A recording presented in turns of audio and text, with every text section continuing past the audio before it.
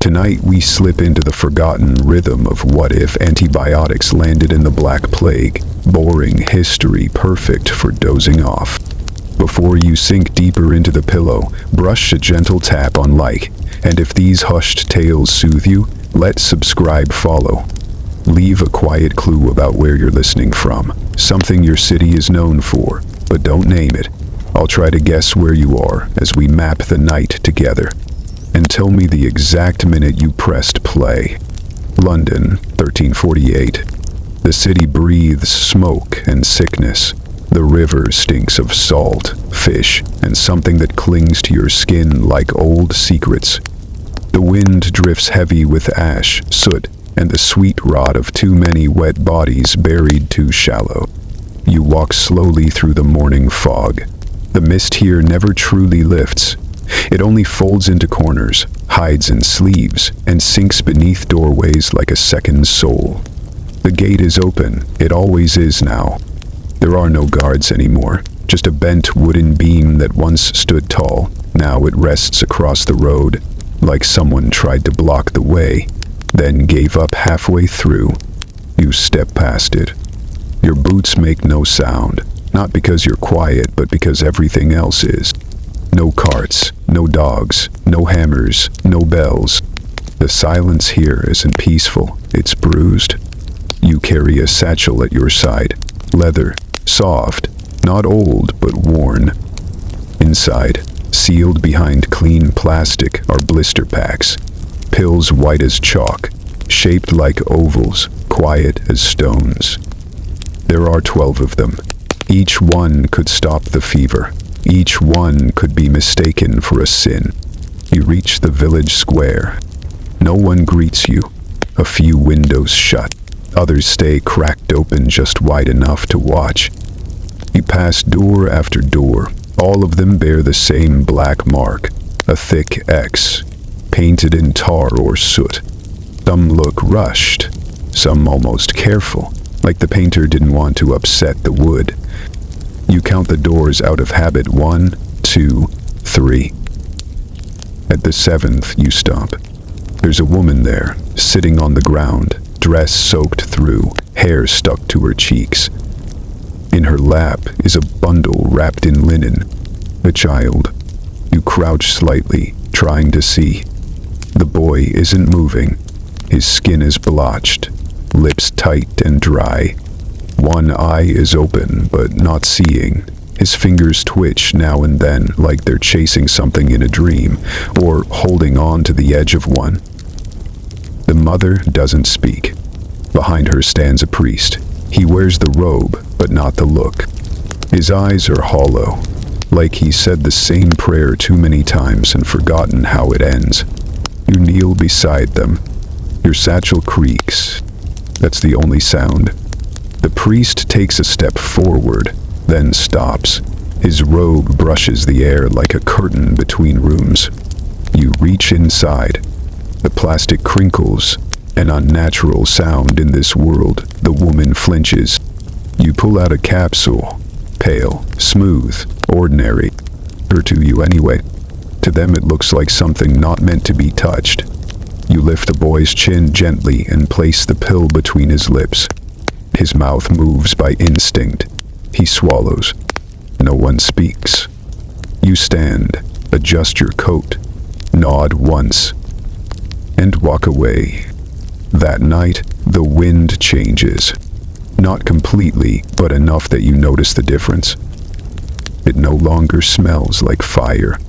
It smells like damp earth, like cool iron, like the inside of your palm. The next morning, you walk past the same door. The woman is still there. Her eyes are red, but she isn't crying. The boy is inside, sleeping. She nods as you pass. You nod back. That's all.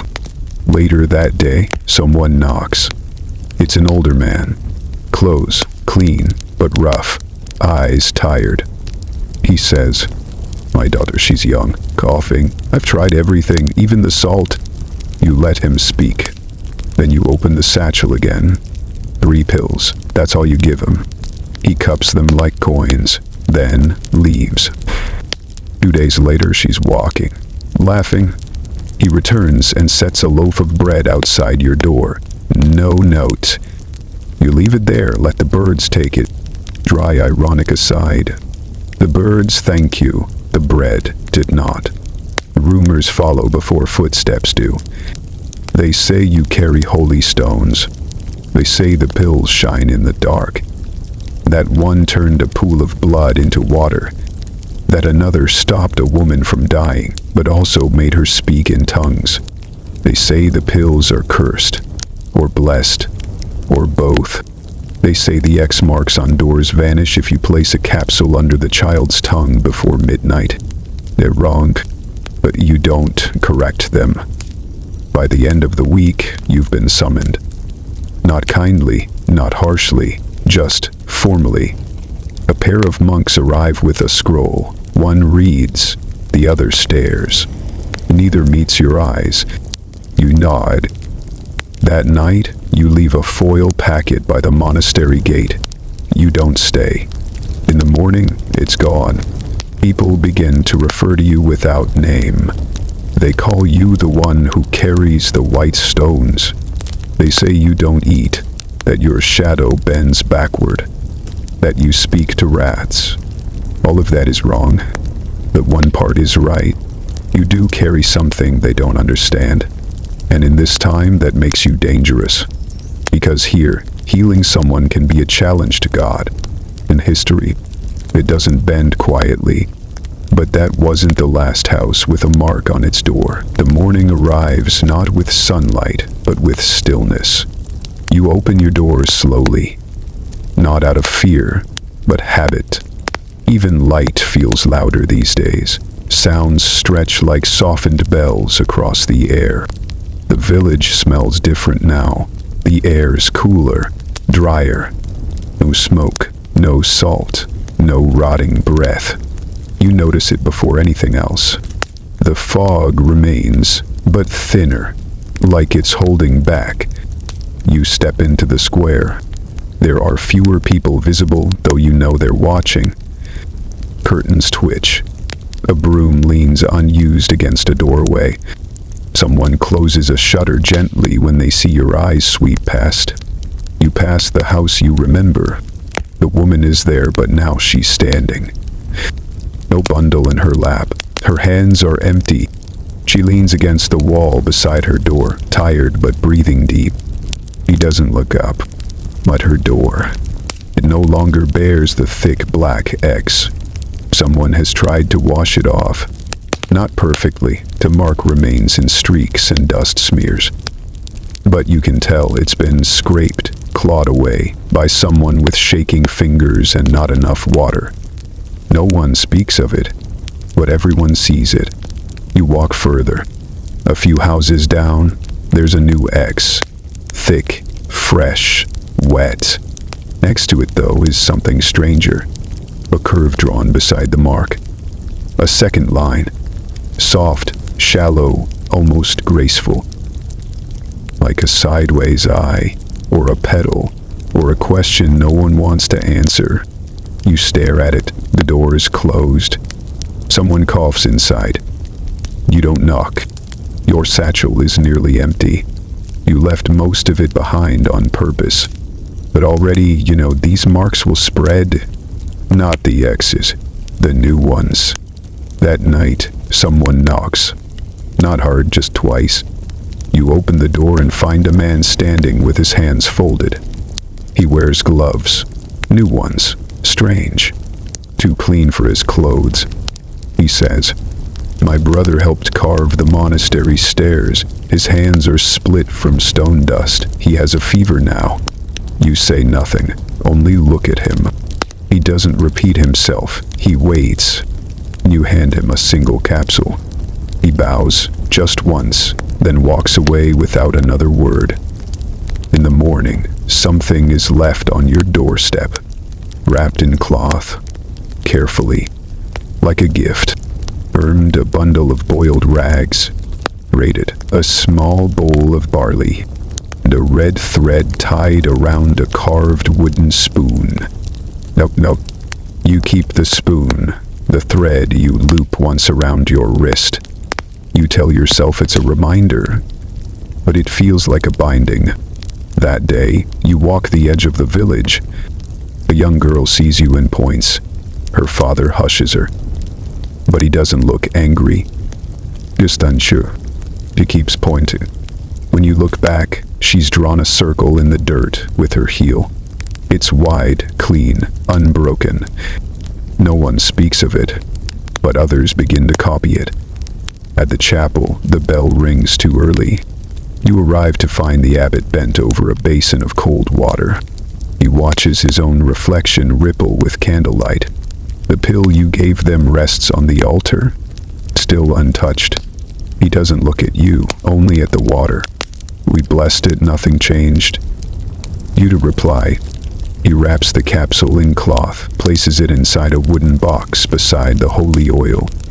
He says, "If it works, it will work. If it doesn't, we return to God."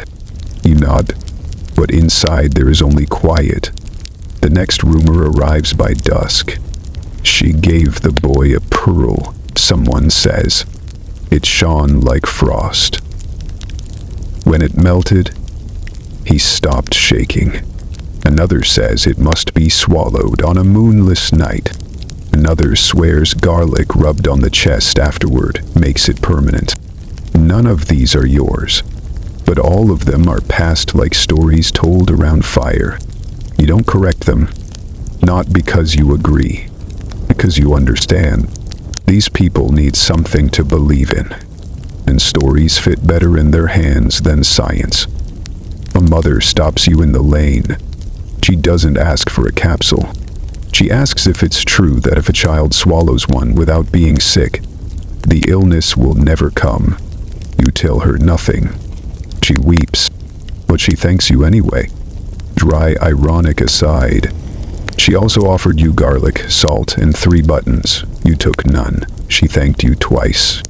That evening, you pass the woman's house again. She's looking at her own door. You follow her gaze.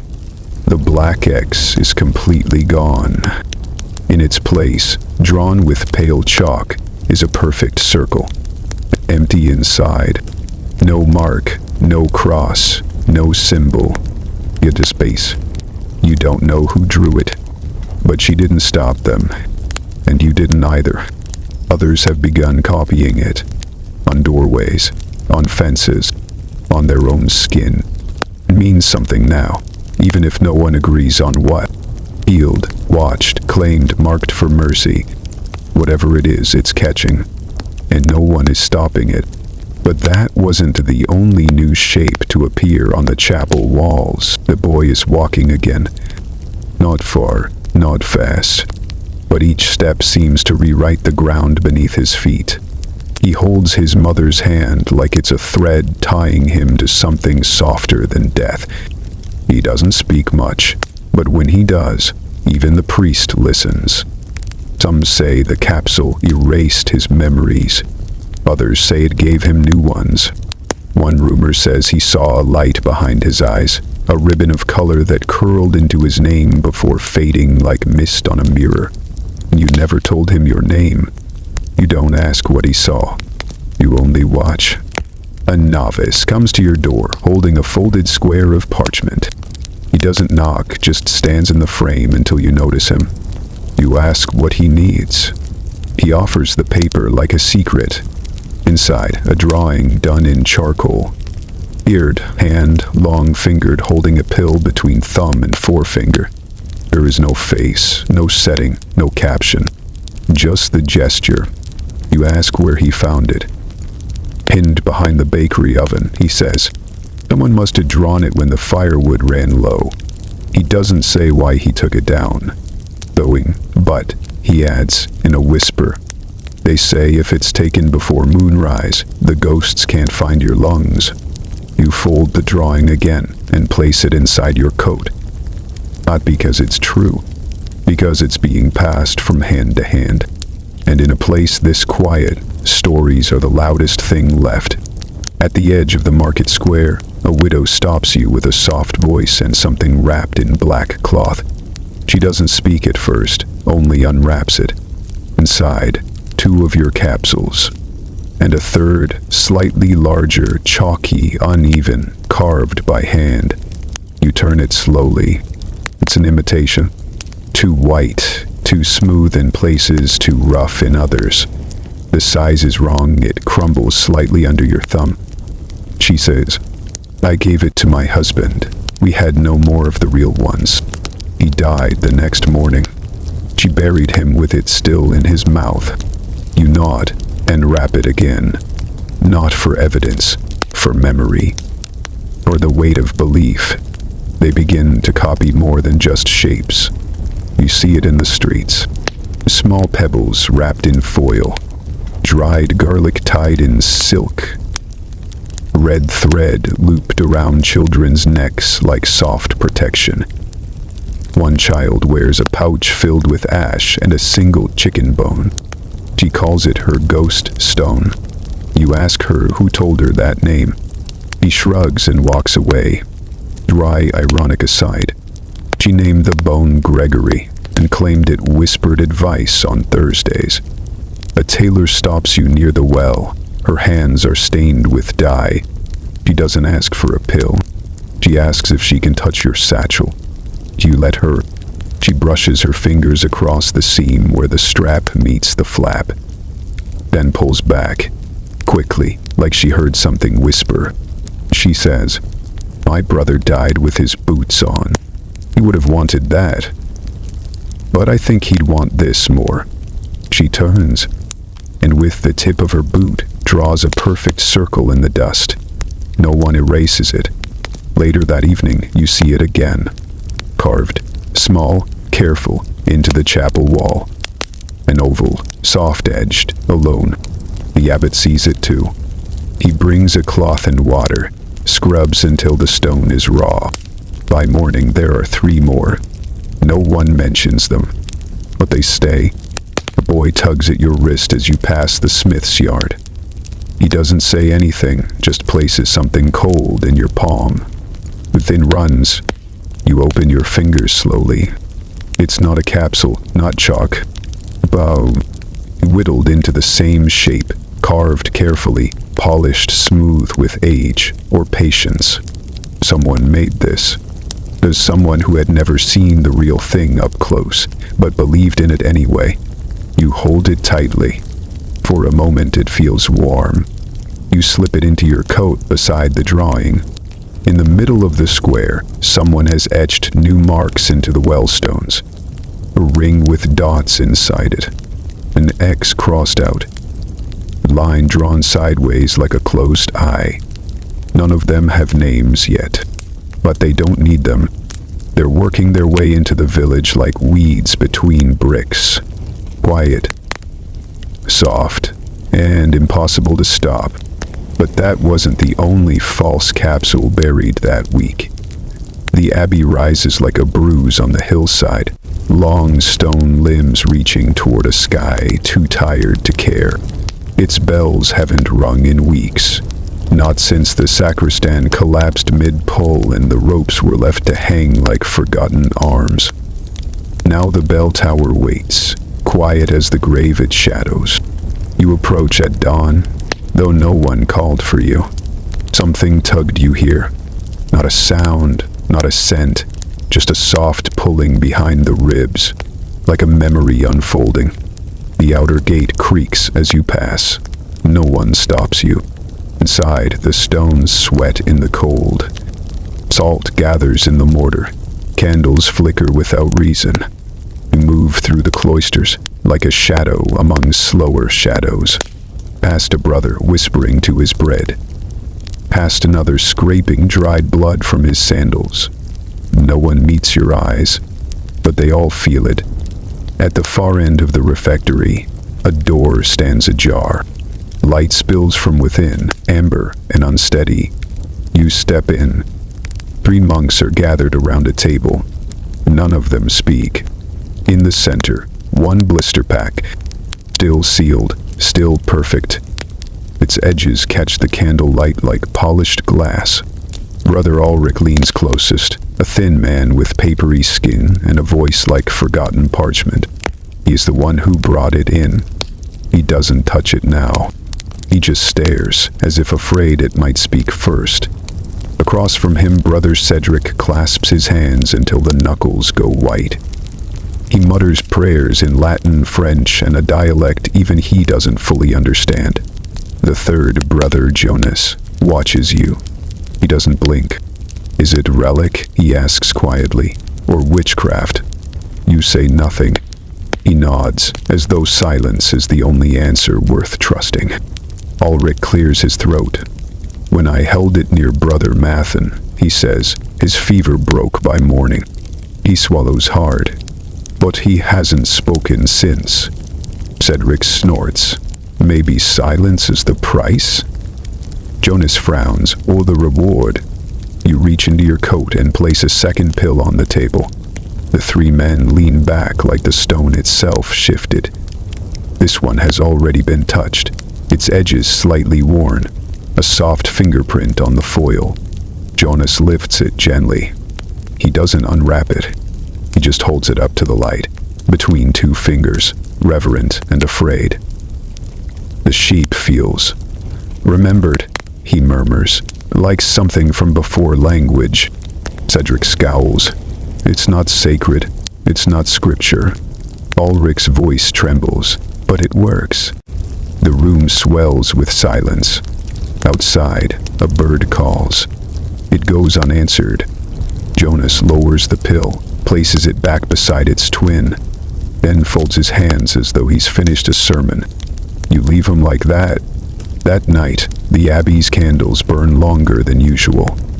By morning, a novice finds a parchment posted on the chapel door. A hand, drawn in charcoal, thin fingers holding a capsule like a flame. No name, no signature. Just a symbol. The abbot orders it burned. But it appears again, twice on the bakery wall, once scratched into the underside of a pew, and once half hidden on the back of his own chair. Later that week, the abbot coughs. Nothing violent, just once, a dry rattle. By nightfall, his hands shake. He forgets the evening prayer. Jonas slips him a capsule without asking. The abbot stares at it in his palm, expression unreadable. He doesn't swallow it, but he doesn't return it either. The next day, his fever breaks. He tells no one. The whisper spreads. Among the monks, the capsule gains names, never allowed, only scribbled on scraps of wax paper and tucked into robes. The second tongue. See why? Horrible mercy. The thing that stayed warm. You find one scrap pinned beneath a candle holder. The handwriting is shaky, the ink smeared. Penning says simply, not God, but near him. Dry ironic aside. One monk claimed it hummed, another swore it snored. Turns out, it was the dormouse in the wall. In the scriptorium, no one speaks above a whisper now. Pages are turned slower. Hands pause mid-copying, as if the ink itself has grown cautious. The scribe swears that his fever vanished the moment he penned the sheep. But now, he can't sleep. Not properly. He claims the pill appears in his dreams, glowing gently behind the veil of his closed eyes. He begins sketching them everywhere, in margins, on scraps, on the inside of his own cuffs. Jonas doesn't stop him, but he moves the ink closer to the candle each night, just enough to keep the shapes warm. By week's end, they stop calling it a pill. They start calling it the sign. Not everyone believes, but no one denies it, because it's not about truth anymore. It's about what people are willing to whisper when they think God is listening. But that wasn't the last time someone dreamed the shape into parchment. You don't remember the child's name, only the sound of her breathing. Fast, light, like wind caught in reeds. She's crouched by the well, a scrap of charcoal in one hand and the other pressed flat to the stone. Her fingers leave damp prints. Her knees are smudged with soil. She doesn't notice you. You watch her draw. Not a house, not a face, a shape, soft, long, oval. She sketches it slowly, as if copying something from behind her eyes. It isn't perfect, but it's close enough that your chest tightens. You don't speak. A second child joins her, older, maybe her brother. He points, frowns, and tries to fix the curve. His finger smears the mark. She slaps his hand away. You almost smile. They don't know what it is, not really, but they know it matters. Behind them, the cobbler's son strings red thread through a loop of bark. He ties it to his wrist, then to his friends, like a charm or a promise. Another boy gathers pebbles, small, smooth, chalk white. He stacks them carefully on the chapel steps in a perfect line. Each one has a dot scratched into the top with a nail. The game has begun. You pass a doorway painted with soot. No X, just the shape again, this time with wings. No one owns it anymore. It belongs to the village now. You sit beneath the apothecary's old oak tree, watching as dusk thickens the sky. Children move like birds in the amber light, soft flutters of energy and shadow. One runs past with a piece of parchment flapping behind her, tied to a stick. You catch a glimpse before it's gone. The oval again, drawn 3 times in a triangle. It almost looks like a warning. Or a doorway. Or both. That night, you dream of ink. It spills slowly. It blooms. The shapes stretch out like shadows cast in candlelight, never still. You wake with your hands curled, as if holding something delicate. The dream doesn't leave. At the well the next day, a girl approaches you. She's holding something folded in cloth. She untucks the corners carefully. Inside is a drawing, crude, familiar, a face, but not human. The eyes are the pill, the mouth is a cross, the nose is missing entirely. She says, "It helps me sleep." You don't ask if she means the drawing or the thing it resembles. You hand the cloth back. She nods once, then skips away. The baker's daughter begins painting the shape in flour on the stone floor before her father sweeps it clean each morning. He scolds her, but she does it again. Each time, smaller. Each time, faster. Eventually, he stops sweeping. In the scriptorium, a monk finds a scrap tucked between pages. It reads, "God sends bread, not shapes, but it's unsigned and smudged with honey." In the evenings, the children gather stories. They say if you draw the shape in soot above your door, your dreams won't fill with smoke. They say if you draw it on your arm, the fever won't climb that far. They whisper that if someone draws it for you, you're already healing. You don't argue. You just keep walking. A mother pulls you aside near the orchard. "My son," she says. "He sees them in the air." You ask what she means. She glances skyward, as if expecting the shape to be written in cloud or bird flight. "He says they hover before the coughing starts." You wait. She adds, "He doesn't cough anymore," then places a small pouch in your hand. Clay dust and a chicken feather wrapped in cloth. "For thanks," she says. You bury it beneath the oak. The chicken was not consulted in this offering, but the feather was flattered. The abbot has stopped trying to erase the marks. The walls wear them now like birthmarks. Some are tidy, some are frantic, some look like they were drawn by hands that forgot how to stop. You visit the apothecary's garden. What's left of it? Children have trampled the rows, searching for leaves that glow like the white thing. The herbs are twisted, crushed, confused, but in the dirt near the rosemary, someone has etched a perfect oval using only their thumb. No one taught them. They just knew. You crouch, press your hand over it. It's still warm. As you rise, you notice a set of marks carved into the bark of the old oak. 3 ovals, vertically stacked. The center one holds a dot. You stare longer than you mean to. You blink, and they seem closer. You step back, but something in your chest steps forward. Later that night, a child begins humming near the chapel. No melody, no lyrics, just a sound round and low, like breath through hollow stone, like something remembering itself. You follow it halfway to the bell tower before turning back.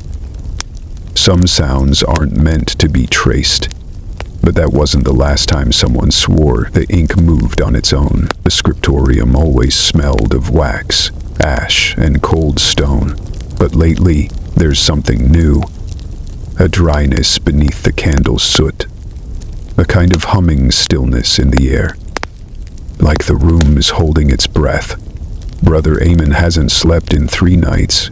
He says it without complaint, just a fact offered like a line from Psalms. His fingers are ink-stained, his wrists bound with linen where he's written too long. He sits hunched at his desk, eyes red-rimmed, lips moving in half-silent repetition. But the fever that once clouded his head has vanished. It left the moment I touched the capsule, he tells you. You believe him. You can still see the faint oval ring where the blister pack rested on the wooden table. Even the wood seems quieter there, polished by pressure, by prayer, or maybe just sweat. Eamon dips his quill again, then hesitates. The ink doesn't cling the same way anymore. It thins, pools, refuses to follow the feather's stroke. He mutters under his breath, then continues copying the passage anyway, forcing the words to hold shape. He writes the same sentence 3 times in a row, without noticing. Each time, the shape of the pill slips into the curve of a letter, an O, a D, a halo drawn sideways. He pauses, blots the page, starts again. You don't stop him. At night, Eamon walks the halls barefoot. He traces the walls with his fingertips. Sometimes he hums. Sometimes he mutters names no one else remembers. He wakes the novices with questions they can't answer.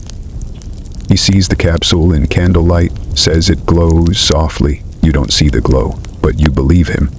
The abbot says Eamon is unsettled. You say he's awake. That, apparently, is not a comfort. The other scribes begin noticing changes in their own hands. One claims his pen won't stop shaking until he draws the shape. Another finds her inkwell empty each morning, though she swears she refilled it. None of them are ill. None of them sleep easily. The capsule sits untouched in a cloth-wrapped box by the altar. Some say its silence is louder than a bell. Others say it whispers. But only when you're about to forget something. You pass Eamon in the hall one evening. He stops and lifts his sleeve. There, inked just beneath the elbow, is a perfect oval. Not tattooed, drawn. Every time I wash it off, he says, it returns before morning. You reach out, just once. Brush your thumb across it. The ink smears. He smiles like he's won a riddle. Ritual. See? He whispers. It wants to stay. Later you visit the place where he first felt the fever vanish. The seat is still warm, though no one's used it in hours. A scrap of parchment rests on the desk. You lift it slowly. On it is a single line, repeated again and again. I know this shape from dreams I haven't had yet. Cured the plague, caused insomnia. No one wins them all. The phrase stays with you. By morning, others have begun writing without purpose. Not scripture, not records, just phrases, loops, drawings. Some pages are filled with the capsule's curve, tens, hundreds of them. A novice named Talia says her fingers move without asking. She wakes to find her sheets covered in chalk dust and curved lines scratched into the wooden floor. She asks if it's a sin. You don't answer. You look at her hands. The nails are black with soot, but her palms are warm. A monk begins writing prayers backward, Another refuses to use ink unless it's mixed with rosewater, claims it makes the pill less loud on the page. The abbot, for his part, has stopped preaching. He spends most mornings staring into the fire, and most nights muttering, "It's not supposed to remember us." You aren't sure what he means, but the words echo. You return to your room, unwrap the small packet you've kept hidden. 3 pills, cold, perfect, waiting. You place one in your palm and stare. For a moment your vision blurs, then clears. The capsule seems larger. You blink, it shrinks again.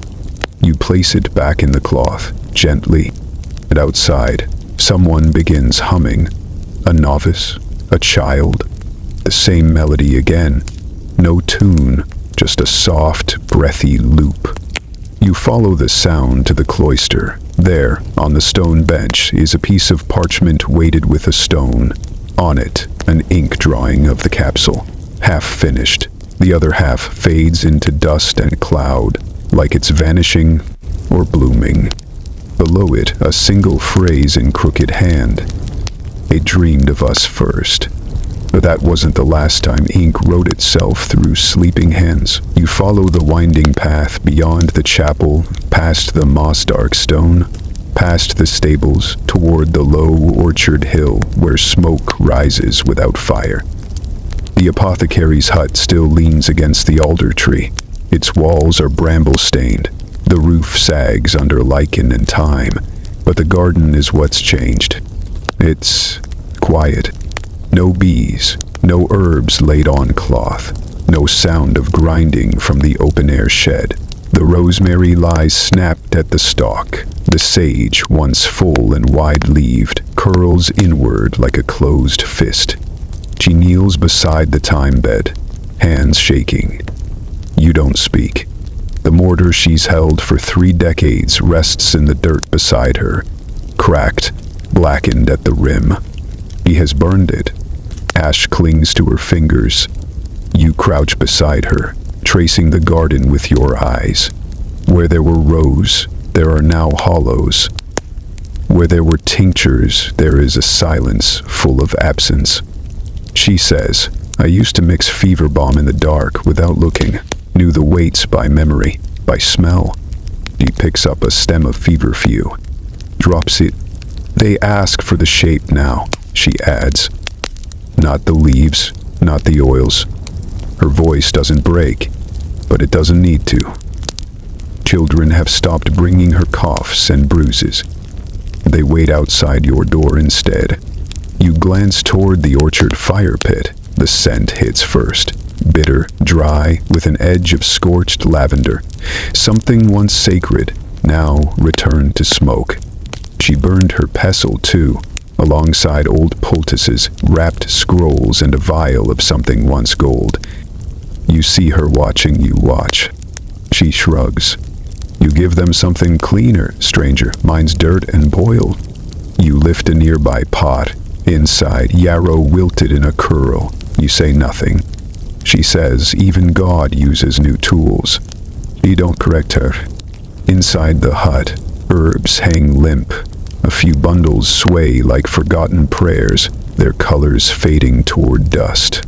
You notice a parchment pinned to the far beam. Drawn in charcoal, the pill's shape again, but below it, someone's added sprigs of chamomile, mint, and wild violet, curving up like offerings. The symbolism is too precise to be accidental. "Blessed be the capsule," she mutters. "Long may it rain over my weeds." You manage a smile. She doesn't. Later that day, you find her seated outside with a bowl of ash and a single strip of linen. She dips the cloth, wrings it, and begins wiping the doorway. "What are you doing?" She pauses. "Moving what I called healing, making room." You step closer. There, on the lintel above the door, was a carved symbol, her own mark, curved like a sickle. It's nearly erased. She says, "Let them come. Let them ask you now." Van stands, bowl in hand, and walks barefoot across the scorched edge of her own garden.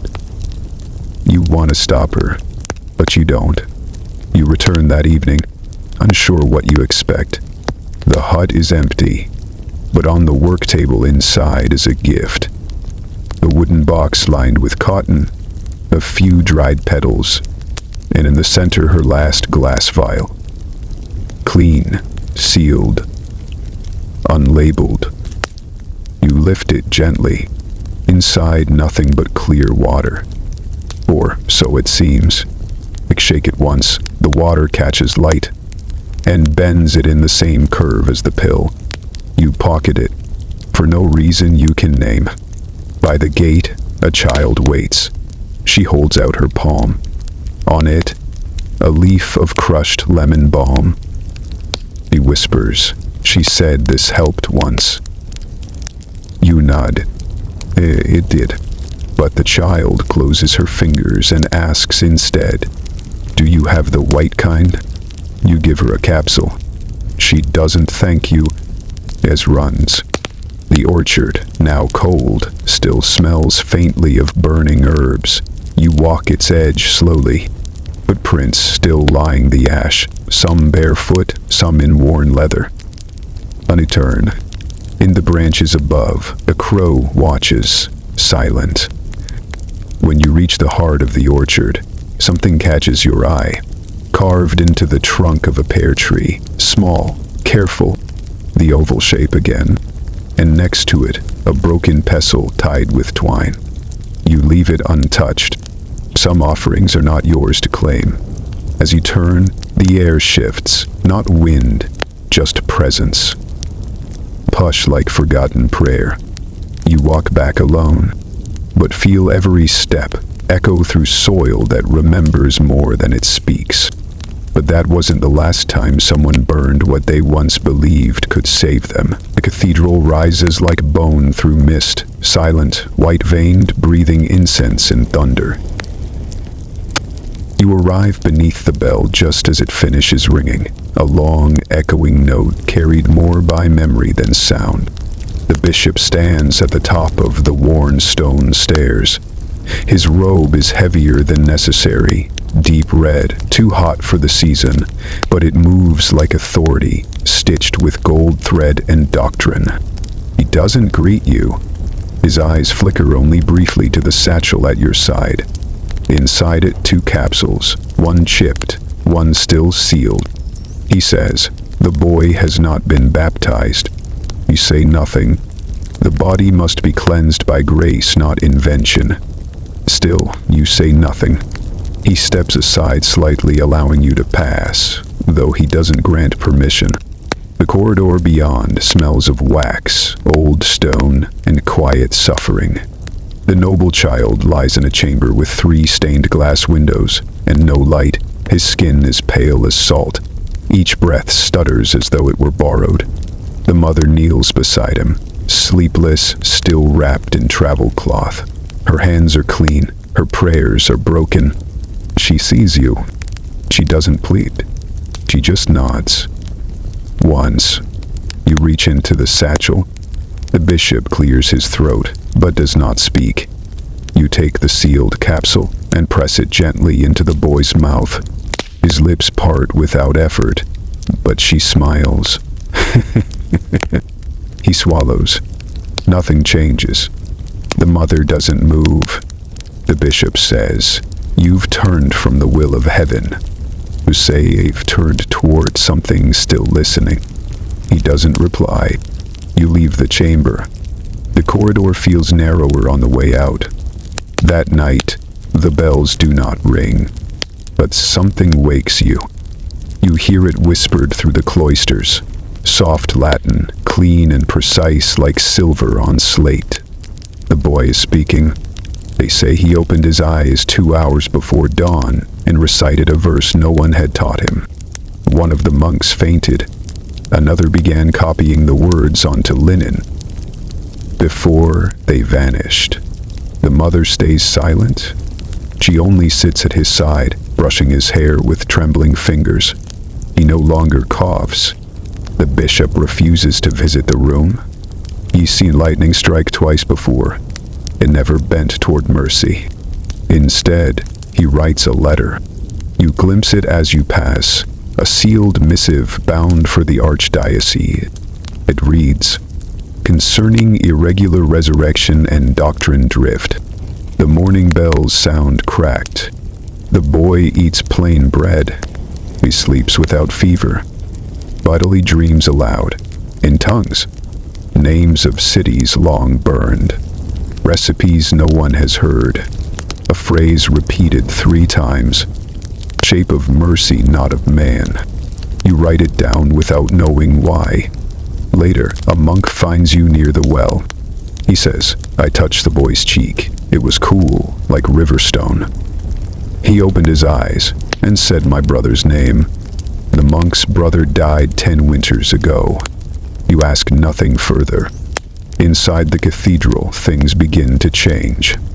The altar candles don't stay lit. Some say the smoke turns sideways before rising. Others say the boy's breath hums, not like song, but like water echoing through iron pipes. The bishop grows more quiet.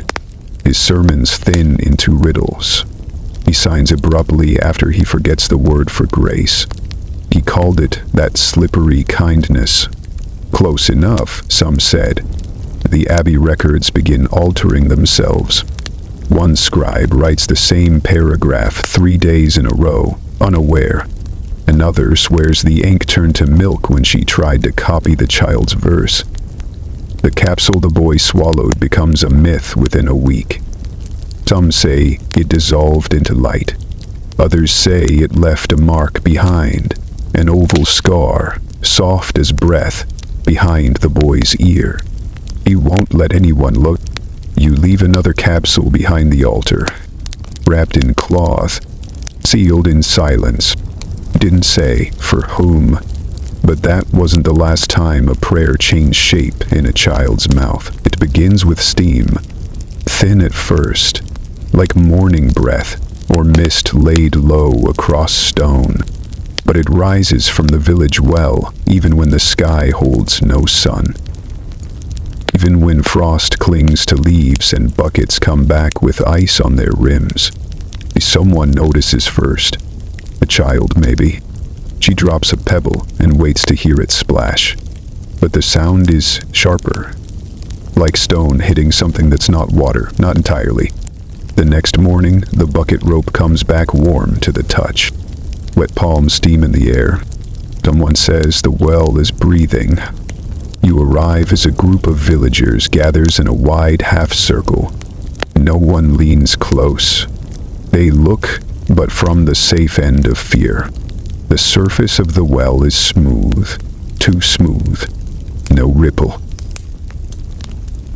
No debris, just heat. Someone dips a twig, it wilts. Someone else lowers a tin cup. It comes back too hot to hold. One man, older, sun-scoured with hands like bark, narrows his eyes. It's sulfur, he says. We've struck a vein. It'll pass. He blamed it on sulfur. Others blamed it on sin. You don't speak. But you notice something else. The water doesn't boil for everyone. One man dips a ladle, and it returns cold. Another, who helped bury 3 fevered children, burns his thumb without touching the surface. The difference?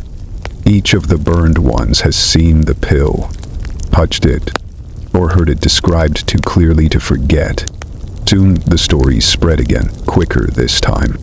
They say the pill wakes the old water, that it stirs heat beneath the soil, that it tests your soul in steam.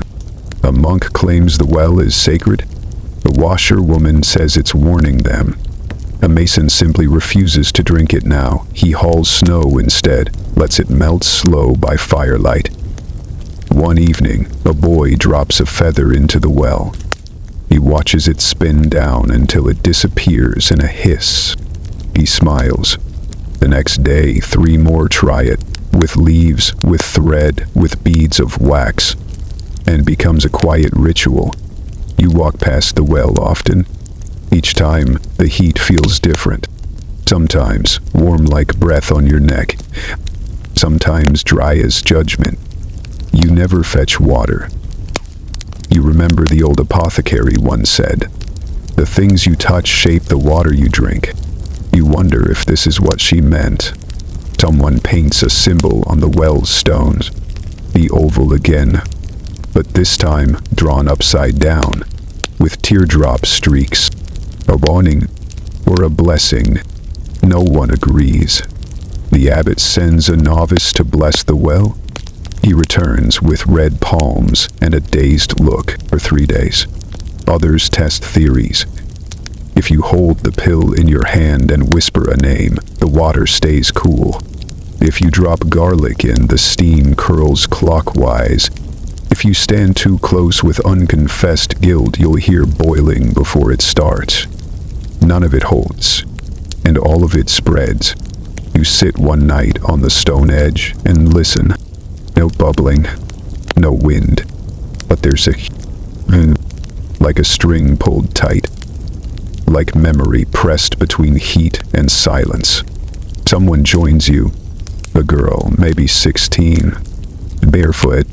He places a piece of linen beside you, folded twice.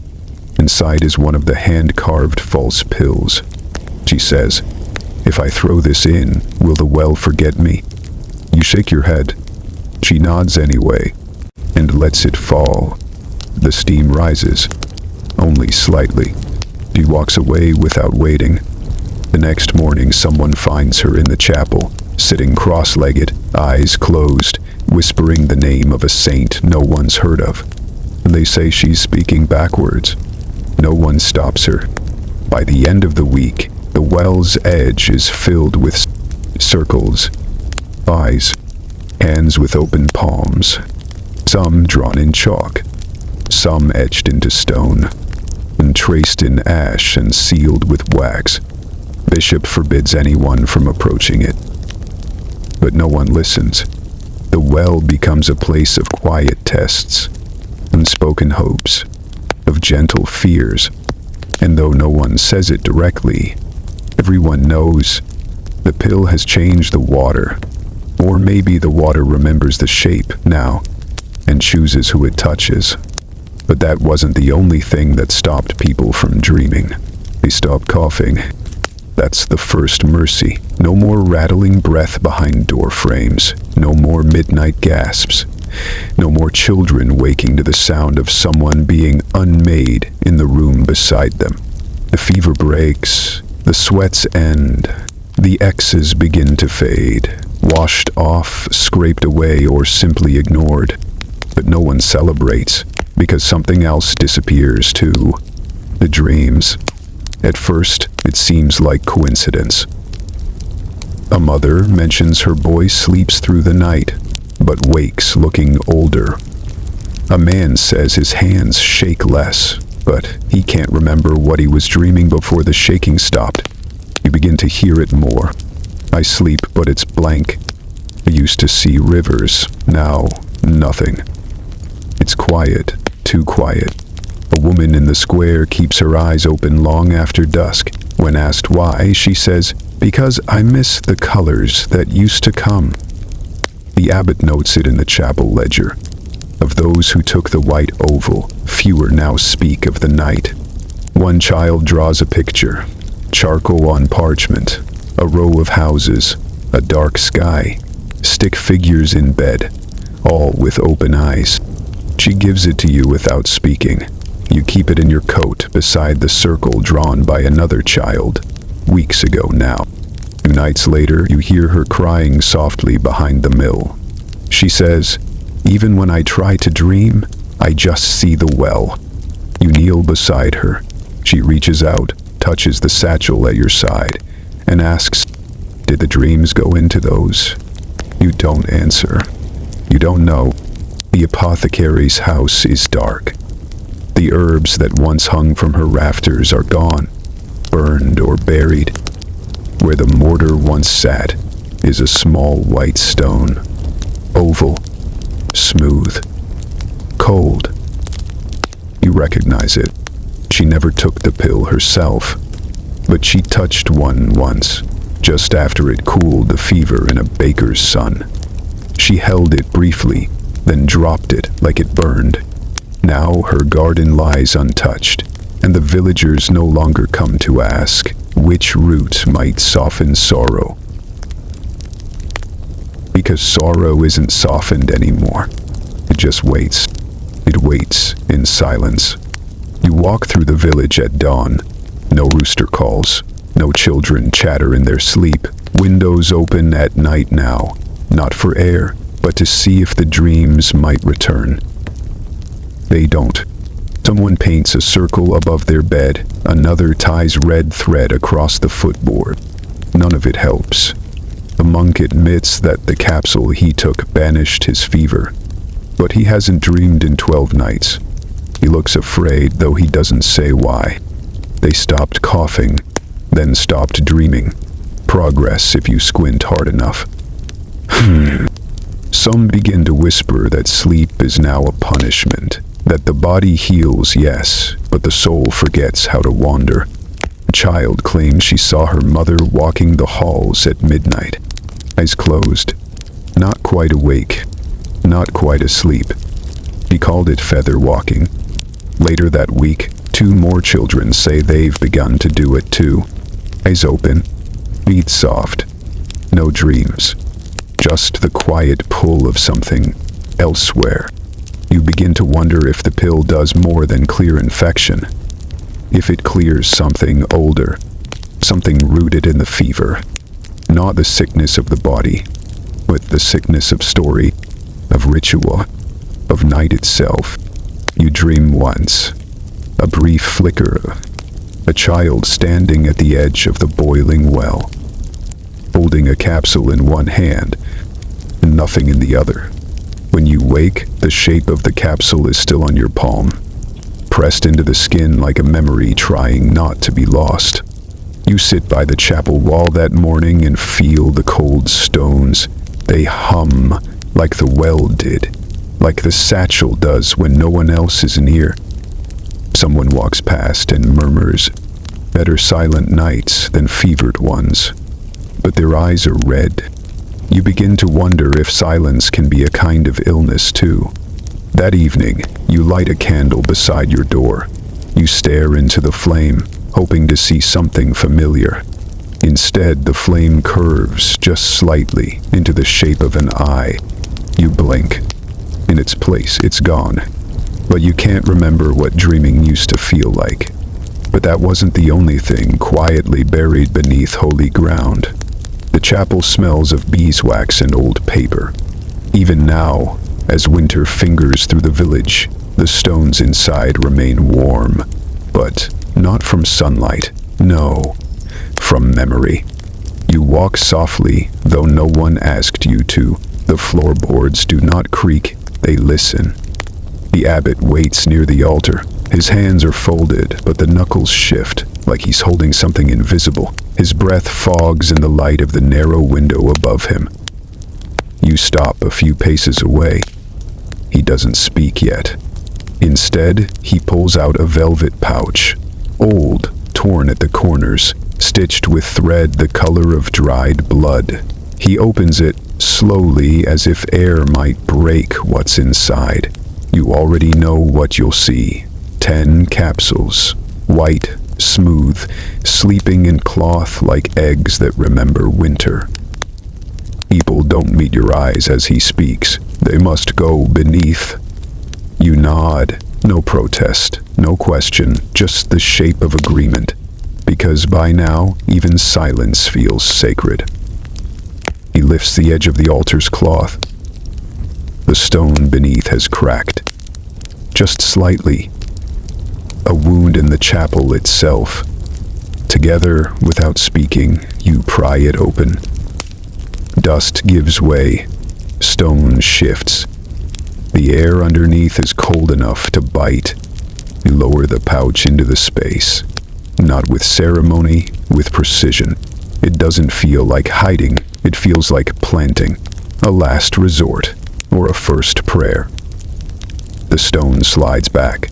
The cloth smooths over it. The chapel resumes its stillness, like nothing was disturbed, but the warmth in the room deepens, barely. He clears his throat. "If the fever returns," he says, "we'll dig." He crosses himself, but not quickly. You leave him there, whispering into the candlelight. Outside, the air smells of smoke and lavender. Someone has begun scattering dried herbs near doorways again, not to heal, just to remember. A child draws circles in the frost, but this time inside the circle is a smaller oval, a mimic of a mimic. You see echoes everywhere now. The S's are gone, washed from memory. The satchel feels heavier, even though it holds less. The boy once fevered now speaks slowly, like he's translating dreams. You pass the apothecary's garden. Ash still lines the earth, but a single green shoot has pushed through. You don't touch it. Inside the chapel, the abbot begins locking the doors after dusk. Not from fear, from reverence. Someone begins to hum in the square at night. A slow tune, 3 notes, rising, then falling. No one remembers the words, but everyone hums it eventually. You find yourself drawing the shape again, not intentionally, just absent-mindedly. On stone, on frost, on the side of your coat, an oval in a circle inside a hand opening like a gate. Someone says they dreamt of the well boiling backward, steam curling back into stone. Another says the altar hummed beneath their feet during prayer. The abbot says nothing, but he walks with a limp now, on the same side where he placed the pouch. A holy limp is better than unholy fever. That's the new theology. You dream one night, finally, but it's not yours. You see a boy you've never met, standing in a field of lavender and ash. He holds a vial of capsules in one hand and a candle in the other. He doesn't speak, but the candle doesn't flicker. You wake with the image still burning behind your eyes. You reach for the satchel and pause. It's lighter. You count.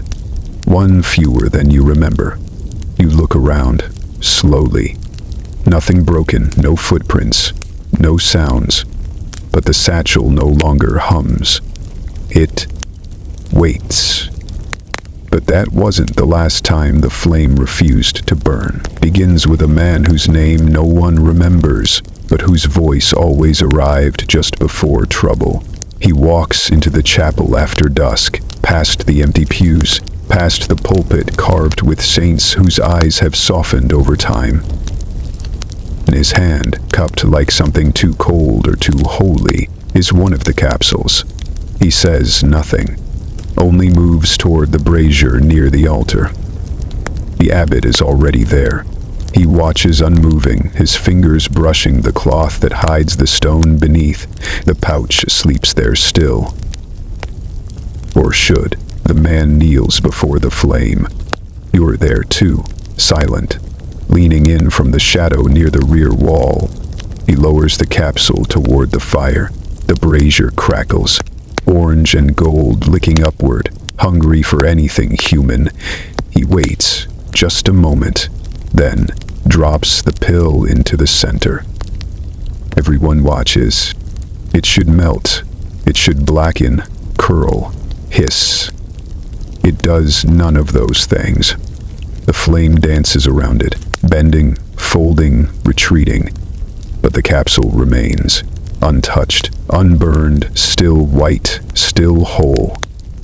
The man leans closer, too close, and the flame flares, not outward but inward, curling toward the capsule's core. He jerks back, eyes wide. He falls onto the stone floor, gasping, then laughing.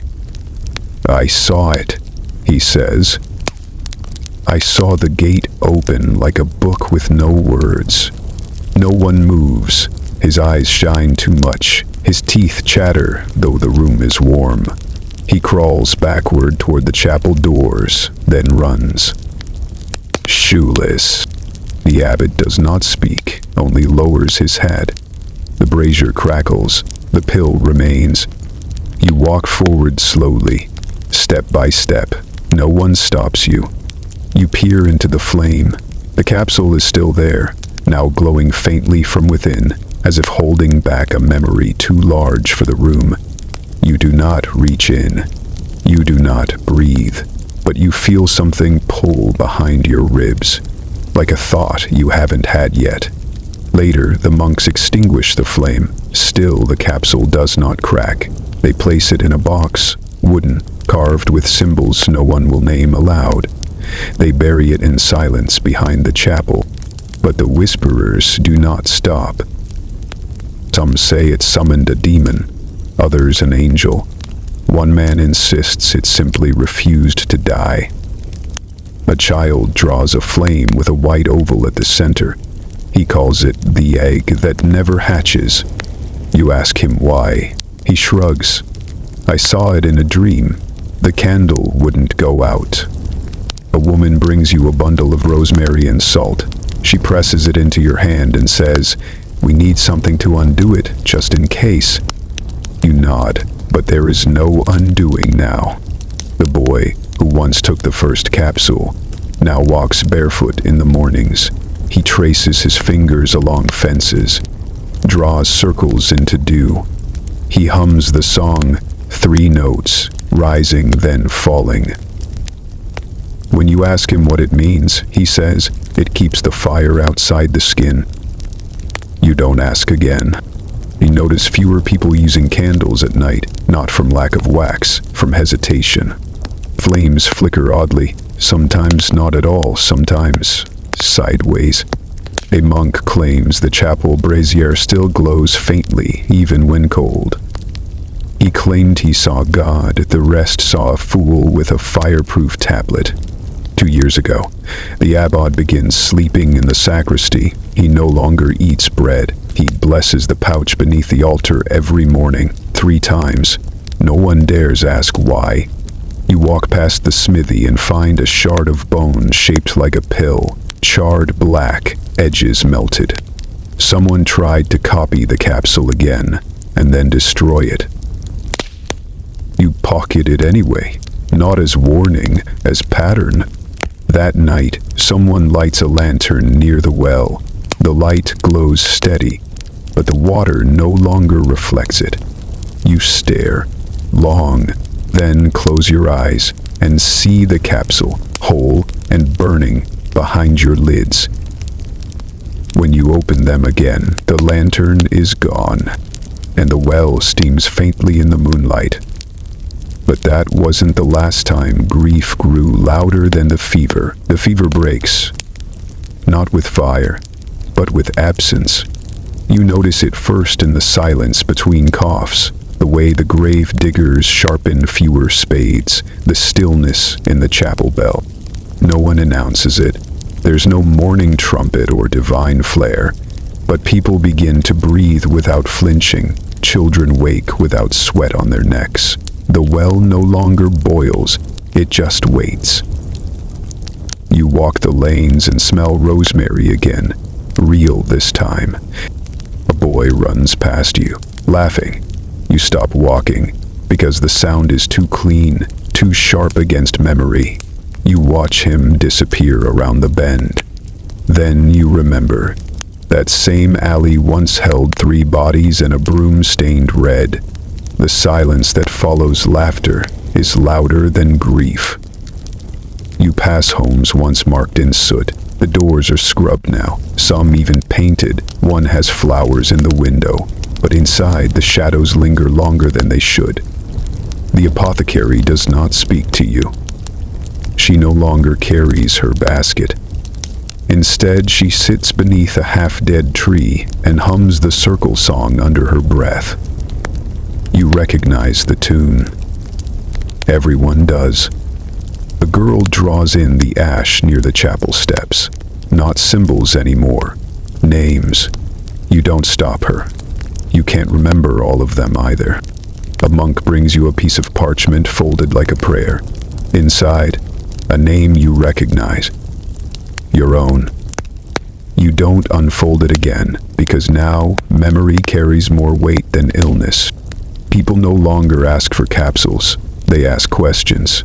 Why him, not her? Why did it work, then stop? Why didn't we see the cost? You have no answers. You walk slower now. The satchel is nearly empty, but no one reaches for it. They reach inward, backward. A man stops you with a gift, a carved wooden spoon, the same shape as the capsule. You try to return it. He refuses. He says, "It helped my daughter, but I miss my wife." You nod. He doesn't cry. He just leaves. A priest tears the X from his robe. He hangs it above the altar like a warning, or a memory. Children begin drawing smaller, their shapes tighter, more hidden. A chalk oval tucked inside a book spine, a tiny ring etched beneath a table. As if even they know. Some shapes don't leave, even when erased. You visit the house where the boy once slept, fevered. He's not there, the woman is gone. But the door bears a new mark, an open hand drawn in charcoal, palm up, no words, just offering. The abbot no longer blesses the pouch. He seals the chapel after dusk. He walks without limp, but with something deeper folded behind his ribs. He says, "We asked for healing, but we weren't ready for survival." You do not reply. You begin forgetting your dreams. Not because they're gone, but because they've all started to echo. The field of lavender and ash, the boy with the candle, the water that glows upward. Even the satchel begins to feel unfamiliar. You place your hand over it. It doesn't hum. It listens. A merchant leaves the village. He tells no one where he's going, but someone swears he carried a pill in his boot. Another claims the boy speaks only in whispers now, in Latin. You never taught him Latin. Apparently divine fluency comes after antibiotics. Good to know. Someone knocks at your door. You do not open it. You listen. The wind smells like mold, lavender, and ash, three things once buried. All growing now. Grief has room again, so it blooms. But that wasn't the last thing to rise from the orchard's blackened soil. You return in the early light. Not because you planned to, because something pulled you. The road is the same, but less certain. The path narrows sooner. Grass has begun to eat the wheel ruts. You follow the fog, though it no longer knows your name. The village appears not as place, but suggestion. Shapes softened by mist. Outlines carved in stillness. Fewer homes now. Doors left open, not from welcome, from forgetting. Some houses have collapsed inward, timbers chewed by rain, roofs curled like old leaves. But the air is not dead. It smells of lavender. You pause beside the old apothecary's garden. Once this earth was lined with scorched mortar. Ash rained from its branches. Now, lavender grows thick between the stones, blooming in the fractures, climbing up fence posts. Soft purple tongues licking the morning air.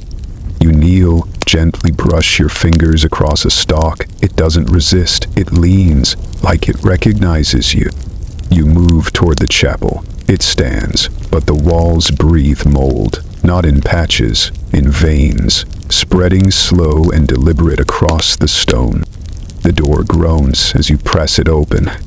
Inside, silence curls in the corners like smoke that never found its fire. The altar remains, but it's slower than you remember. Or maybe you are higher. The cloth has been taken. The stone exposed. You kneel beside it. The crack still lives beneath. The pouch. You can't feel it, but something hums beneath the cold. You do not open it. You press your palm flat against the floor. The pulse there is steady, not yours, not the village's, older. Monk once said, "Stone never forgets." You believe him now. There are symbols carved into the pews, some fresh, others faded. Ovals within circles, circles split by lines. One in the far corner is an open palm surrounded by petals. You sit there for a while, long enough for dust to settle on your boots. Outside, a bird cries, but not in alarm, in recognition. There, you follow the sound into the orchard. Half the trees are dead, the others have grown wild, branches tangled like thoughts left unfinished. And yet, in the clearing where the mortar once burned, a single tree blossoms. Its bark is blackened at the root, but its leaves shimmer silver in the breeze. Beneath it, the soil shifts, not visibly, but you feel it. A breath, a sigh, something moving beneath, not crawling, not burrowing. Remembering, you take nothing, touch nothing, only stand, only feel.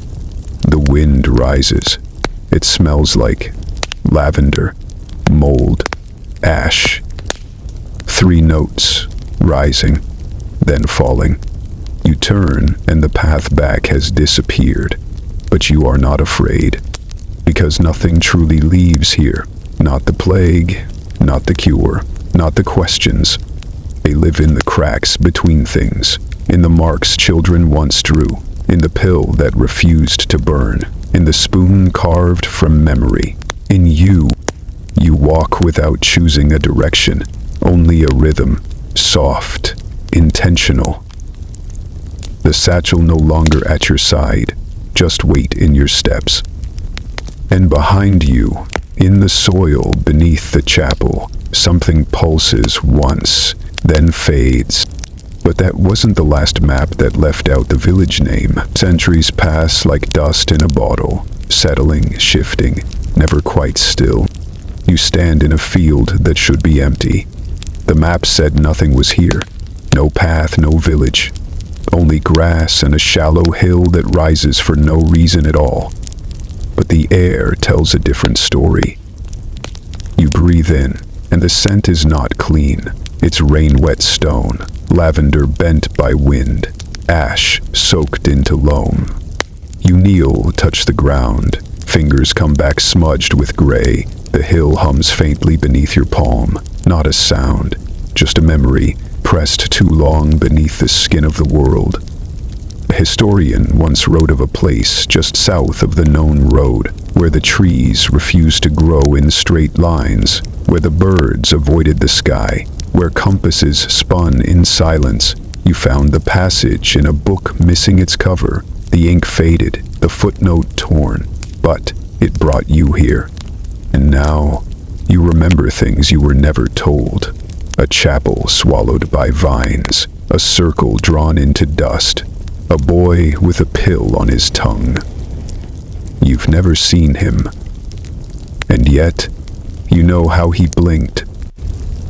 You may be 25, but you've seen as if you were blinked. The grass parts in a shape not quite accidental, a path, bent slightly left, curved like a finger inviting you closer. You follow. The hill isn't steep, but your legs ache by the time you reach the top. There's nothing up here, except a stone, half sunk, worn smooth. You brush away lichen and dirt. Beneath it, the faint trace of a shape, an oval, inside a circle, inside a palm. You blink once. It's gone.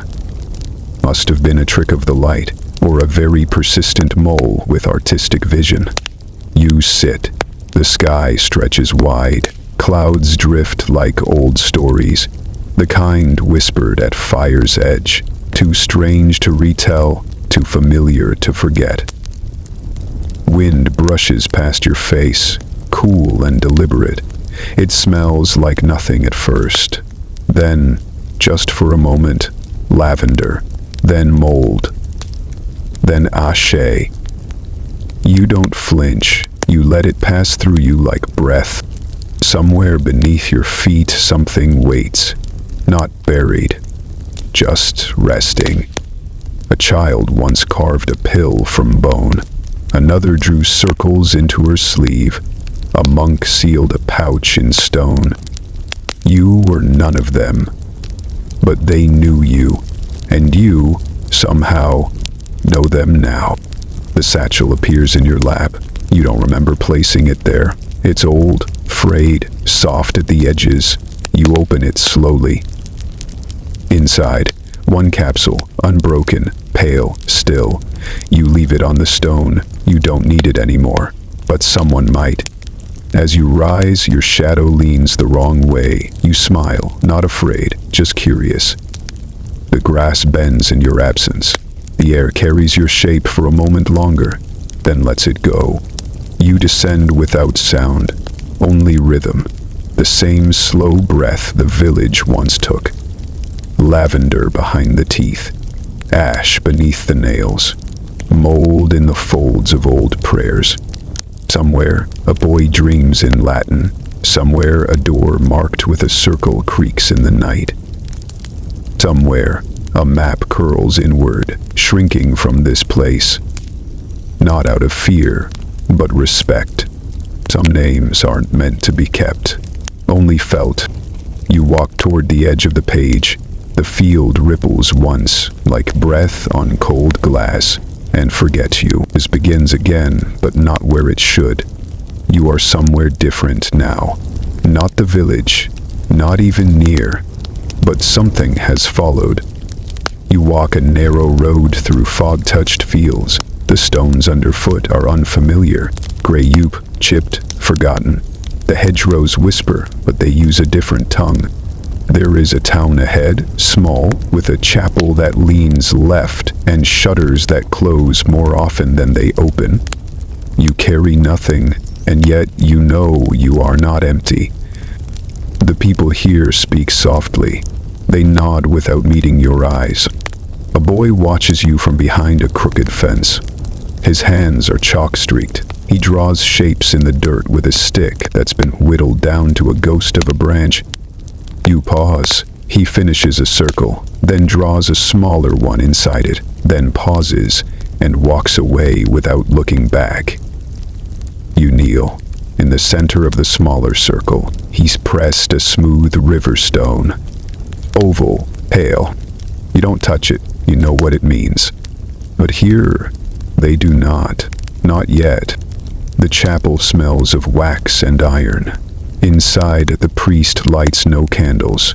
He keeps the room dim, lit only by the gray outside. There is a shelf near the altar, carved with prayers in a dialect that tastes like dust. One of the carvings is wrong. You run your fingers over it. Not words, just a single shape. A circle, and inside it, an oval. You step back.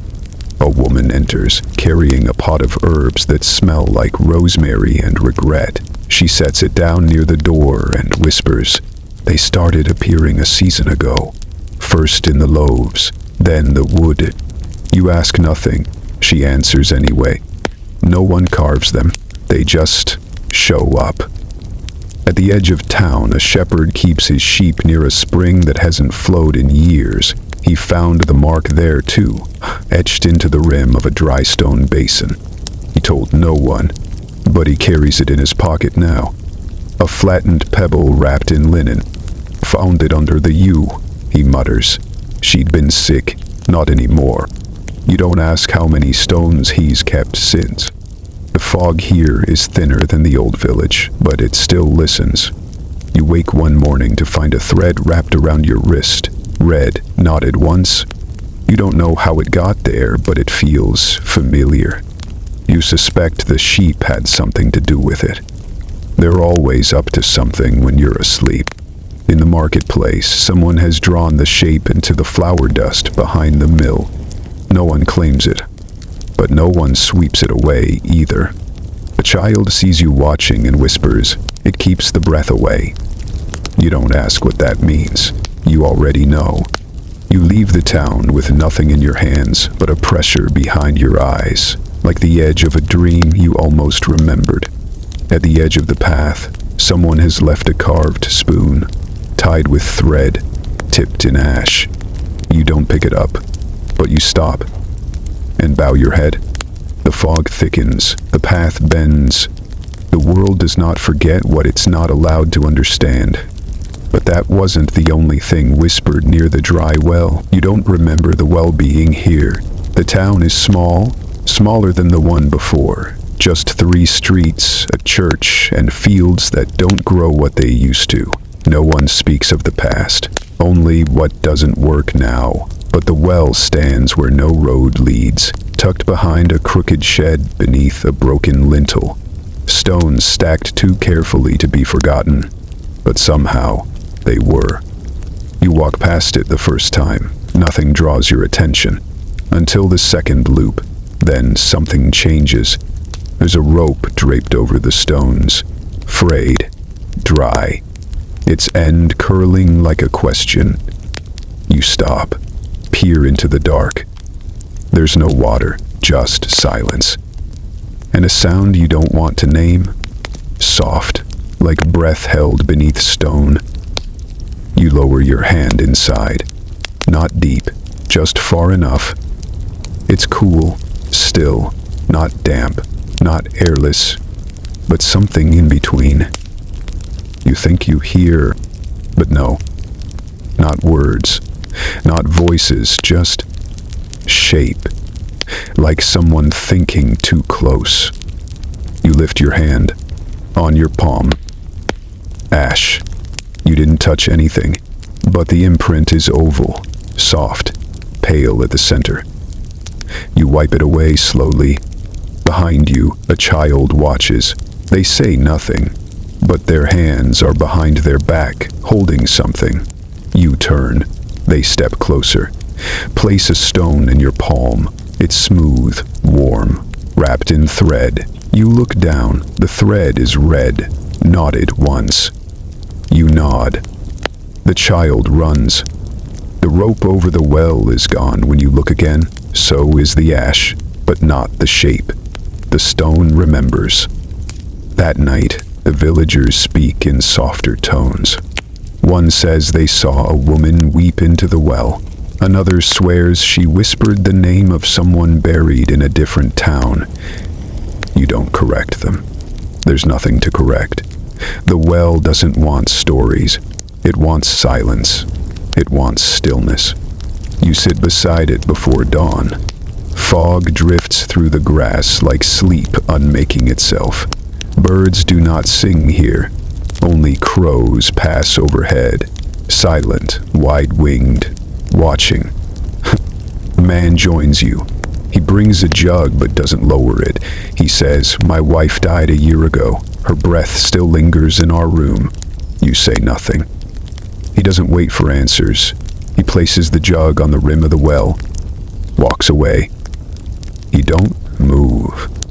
The jug tips gently forward, rolls once, settles. Not a sound. You rise. Step into the field. The grass here is bent into wide curves, shapes the wind shouldn't make. Someone has tied lavender stalks to the fence posts. Someone else has burned their ends. You recognize the smell. Old herbs and fear. You pass a wall where a symbol is scratched into the moss. Not deep, not careful, but it's the shape again. Circle, oval, silence. This place should not remember. And yet it does. You leave without looking back, but your shadow lingers behind you, a little too long, a little too still. You find the satchel beneath a willow tree, not buried, not hidden, just placed, carefully, as if by someone who still remembered how to fold absence into a gesture. It isn't yours, but it remembers you. The leather is soft now, creased where it once held weight. The strap is fraying. One corner is stitched with something red. You lift it slowly. It smells faintly of ash, lavender, and something colder.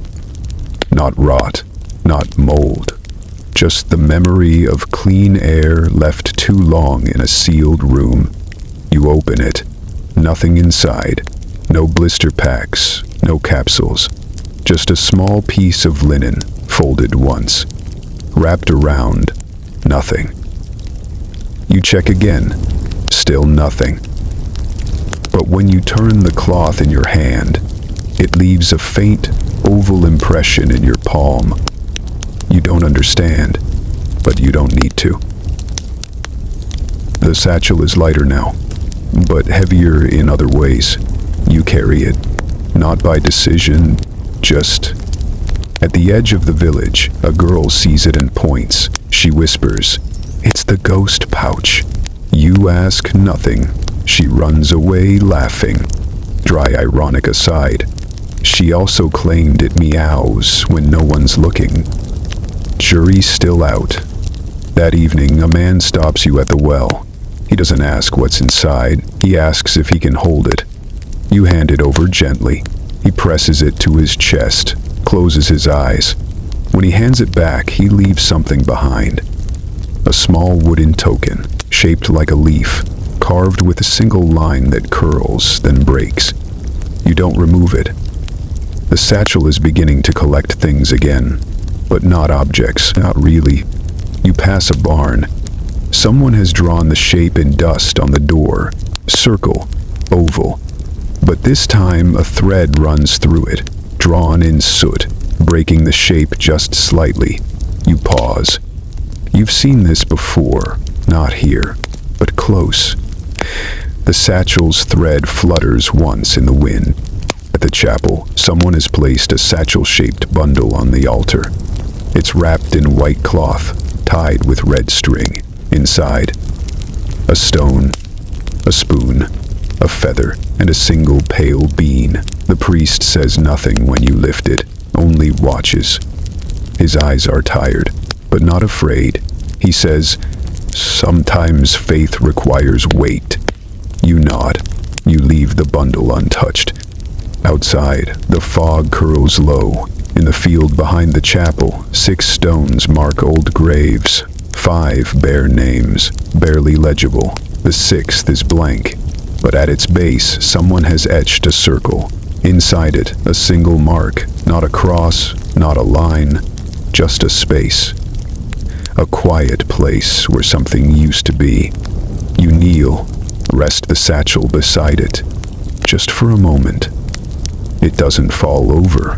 It stays, upright, steady, as if waiting. You pick it up again.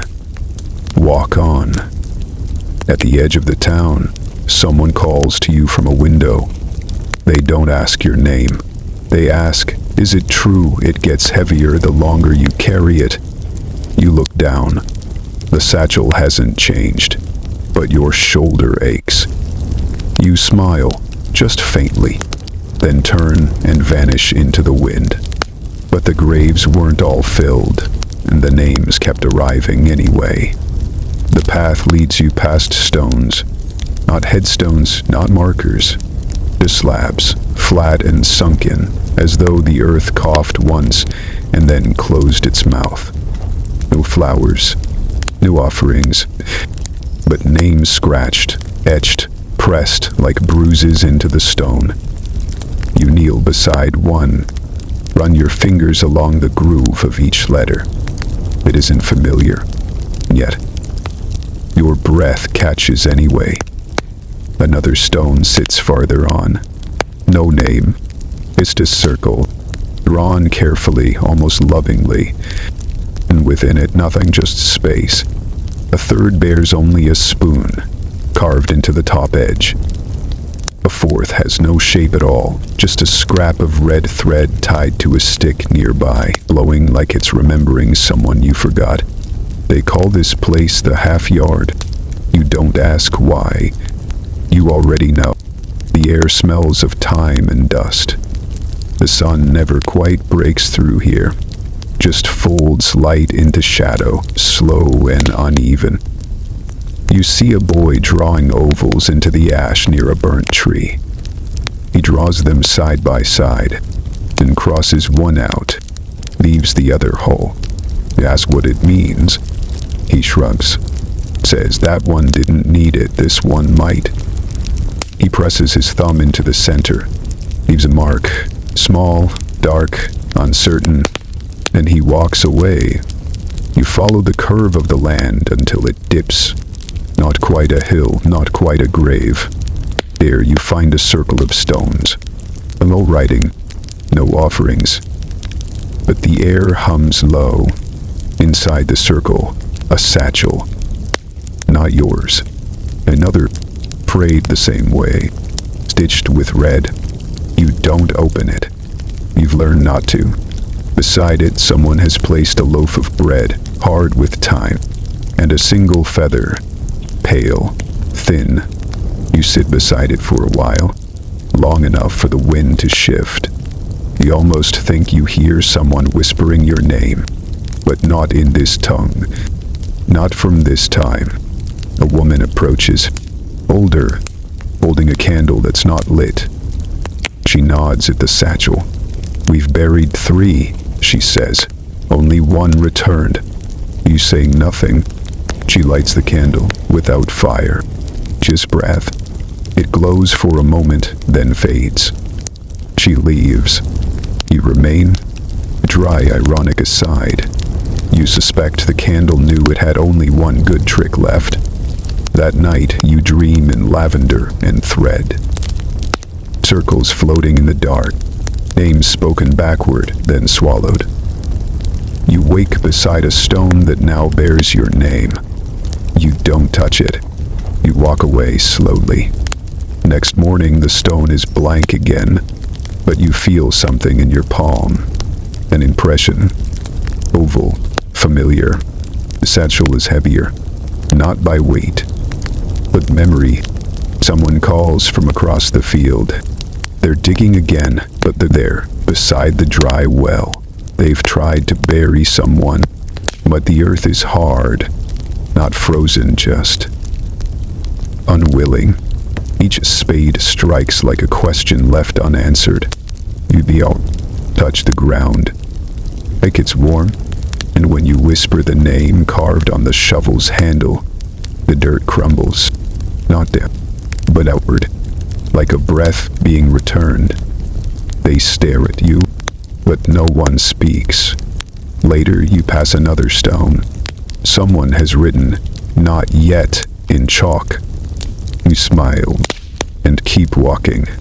But that wasn't the last name carved into wind-worn bark. You wake before dawn, not from fear, not from sound, just from the weight of stillness. The satchel lies beside you, closed, but the thread around it has come undone. Not snapped, not broken. It's just loosened, like a hand letting go mid-prayer. You rise slowly. The ground is soft underfoot, damp with fog, warm where the night held on too long. Around you the trees hum, not with wind, but memory. You pass a fence where someone has carved a spiral. Not the usual circle. This one turns inward. You pause. Someone, long ago or just yesterday, left a capsule. Still it glints in the fog, like frost that forgot how to melt. A child appears near the edge of the field. No shoes. A thread tied around one wrist. She points to the sky, says softly, "The circle came from there. But it's sinking now." You don't answer. She offers you a spoon, wooden carved with a sleeping eye.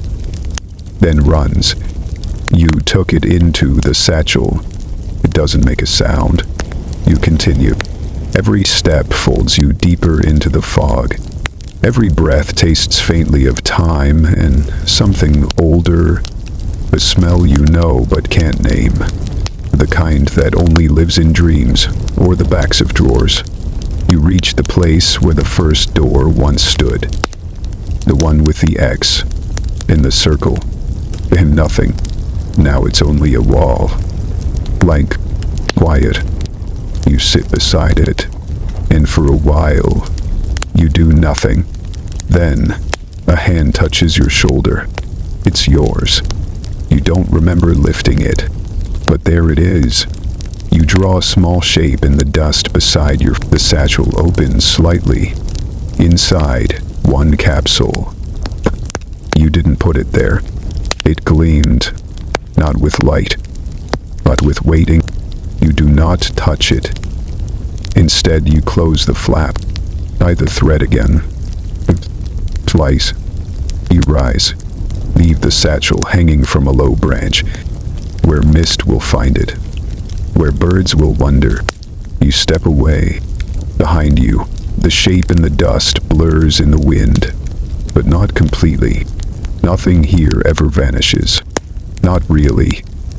Someone coughs in the distance. Someone else hums a hymn with no words. A circle is drawn again. Somewhere, you feel it, like breath held just before sleep. Dry ironic aside. A capsule that cured death, created mystery, and ruined everyone's ability to nap properly. Lovely. You pass a tree, then another, and then a stone. Then the place where your name once rested. Now gone. You walk until there are no more doors, no more markers, just sky and damp grass and the sound of your own steps, soft as thread. And though you never look back, you know it's still there, in the circle, the satchel, the breath between names, waiting, not to be understood, only to be carried. You lie down beside a hedge that no one planted. The earth holds you. The sky folds closed. And far, far beneath it all, a capsule turns to dust, or memory, or something in between. You don't sleep. Not quite. But you forget what it was you were meant to remember. And the forgetting feels just right. And that wasn't the strangest thing about that spring.